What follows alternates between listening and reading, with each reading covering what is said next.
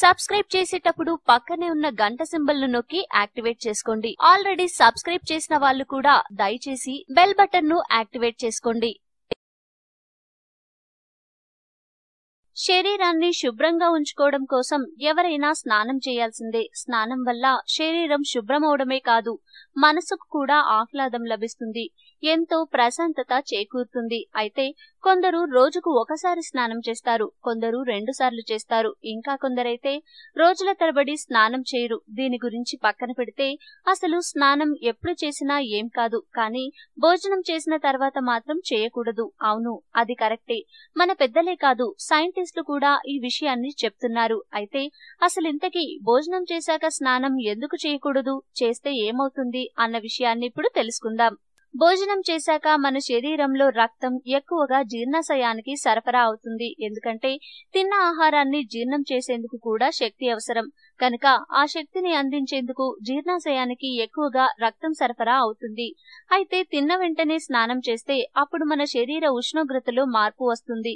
దీన్ని మెదడు వెంటనే గుర్తించి శరీర ఉష్ణోగ్రతను క్రమబద్ధీకరించే పనిలో పడుతుంది.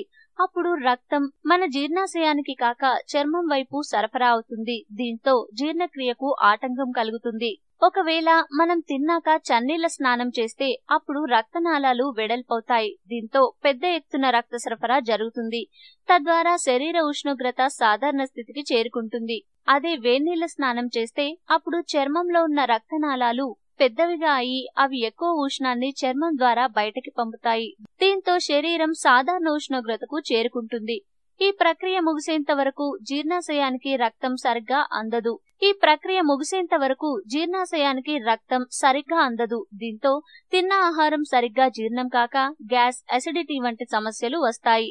అందుకే అలా సమస్యలు రాకుండా ఉండడం కోసమే తిన్న వెంటనే స్నానం చేయకూడదని చెప్తారు. మరి భోజనం చేశాక ఎంతసేపటి వరకు స్నానం చేయవచ్చు అంటే అందుకు కనీసం 45 నుంచి 60 నిమిషాలు ఆగడం మంచిది.